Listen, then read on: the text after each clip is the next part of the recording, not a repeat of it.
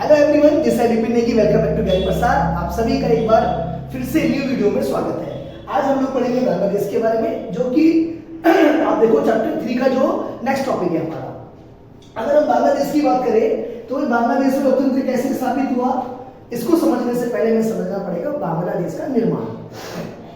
ये बांग्लादेश बना कैसे, ठीक है। तो बांग्लादेश किस प्रकार से बना, एक बार इसको ढंग से समझिए। अगर हम देखिए तो 1947 से लेकर के 1971 तक बांग्लादेश पाकिस्तान का हिस्सा था, क्योंकि जब ये आजाद हुआ तो उस समय भैया पाकिस्तान यानी कि अब जिसे हम पाकिस्तान बोलते हैं दो भागों में डिवाइड हुआ था। यानी कि जब हमारे से आजाद हुआ तो बेसिकली 3 हिस्से बने, यानी कि एक पश्चिमी पाकिस्तान, एक पूर्वी पाकिस्तान और एक बीच में हमारा भारत, ठीक है ना। अब बोला ये अनाउंसमेंट हुआ था जो पश्चिम पाकिस्तान का नेता है वही पूर्वी पाकिस्तान को कंट्रोल करेगा। तो अब क्या हो रहा था, यहाँ पर जो पूर्वी पाकिस्तान के लोग थे वो बेचारे परेशान थे, ठीक है।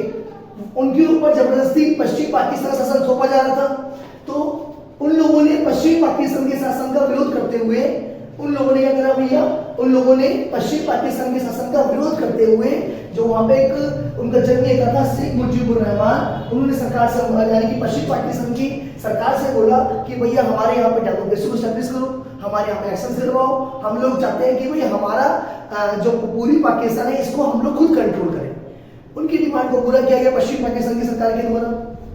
पूर्वी पाकिस्तान के अंदर जो पूर्वी पाकिस्तान है, शेख मुजीबुर रहमान वहां पे सरकार बनाई। शेख मुजीबुर रहमान ने जब शेख मुजीबुर रहमान वहां पे राज करने लगा, सरकार चलने लगी, तो पश्चिम पाकिस्तान को ऐसा लगा शायद से भाई हमारा आधा सत्ता तो हमारी चली गई ना।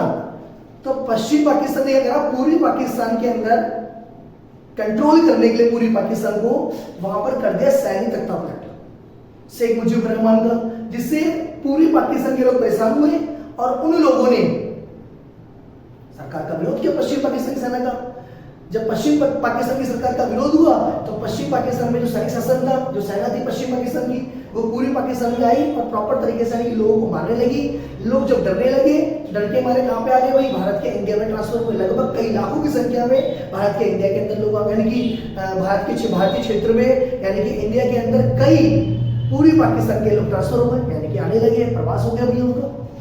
अब जब वो आ गए तो हमारे देश की जनसंख्या तेजी से बढ़ने लगी, जनसंख्या बढ़ने लगी तो उन क्षेत्रों की बेरोजगारी बढ़ने लगी। तो ऐसे में शेख मुजीबुर रहमान ने भारतीय सरकार से मदद मांगी कि भैया मैं अपने लोगों को अपने देश में वापस बुला लूंगा, बस तुम क्या करो, जो पश्चिम पाकिस्तान के अंदर आर्मी यानी कि पश्चिम पाकिस्तान के अंदर जो सेना बैठी हुई है, जब तक ये बैठी रहेगी तो तब तक ये पूर्वी पाकिस्तान के लोग वापस अपने घरों में नहीं आएंगे।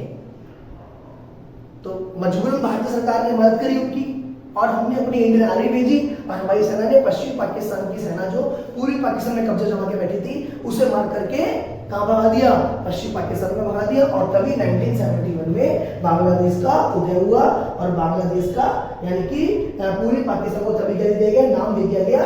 क्या नाम दे दिया गया भैया, दिसंबर 1971 में जो भारत पाकिस्तान के बीच यानी कि जो पश्चिम पाकिस्तान और भारतीय सेना के बीच में झड़प हुई और उसके बाद से क्या करा गया भैया, पूर्वी पाकिस्तान को आजाद करवाया गया। और तभी से पूर्वी पाकिस्तान को 1971 में क्या नाम दे दिया गया, बांग्लादेश। यानी कि पूर्वी पाकिस्तान 1971 से किस नाम से जाना गया, बांग्लादेश। तो बेसिकली बांग्लादेश का निर्माण कब हुआ, 1971 में। कब हुआ, 1971 में बांग्लादेश का क्या हुआ भाई, निर्माण हुआ, ठीक है। जब 1971 में बांग्लादेश का निर्माण हो गया तो उसके अंदर भैया लोकतंत्र की बारी चालू हो गई, ठीक है। सरकार की बारी चालू हो गई कि भैया सरकार कौन बनाएगा, कैसे बनाएगा। तो अब क्या हुआ, शेख मुजीबुर रहमान वहां के पहले नेता बनकर आए, ठीक है। सरकार बनाई गई, संसदीय रूप से बनाई गई और शेख मुजीबुर रहमान क्या बना भाई, वहां पर वहां का पहला नेता बना। लेकिन क्या हुआ, उसको ऐसा लगा कि जब तक देश में मैं रहूं, जब तक देश के अंदर यानी जब तक मैं जिंदा हूं तब तक देश के अंदर शासन मेरा ही चलता है, ठीक है। तो उसने क्या करा भैया, बेसिकली सारी पार्टियों को हटा करके अपनी पार्टी को बढ़ावा देना शुरू कर दिया।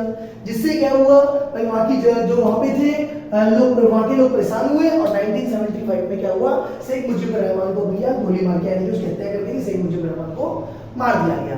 1975 में जब शेख मुजीबुर रहमान की हत्या हो गई तो वहां के दूसरे नेता बने जियाउर रहमान।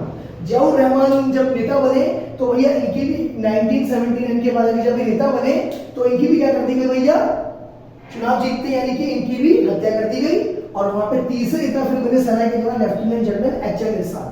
जब लेफ्टिनेंट जनरल एच.एम. इरशाद वहां के तीसरे नेता बने तो भाई जनता को ऐसा लगा कि अब तो सैन्य शासन दोबारा स्टार्ट हो गया यहाँ पर, ठीक है। तो सेनाओं का शासन को विरोध करने के लिए 1990 में जनता वहां पर एकत्रित हुई बांग्लादेश की, बड़े पैमाने पे वहां पर उन्होंने विरोध किया और फाइनली क्या हुआ, इनका विरोध सफल हुआ और 1991 में संपूर्ण रूप से वहां पर क्या हो गया, बांग्लादेश के अंदर लोकतंत्र स्थापित कर दिया गया। तो बेसिकली 1991 के बाद से क्या हुआ, बांग्लादेश का लोकतंत्र स्थापित हो गया।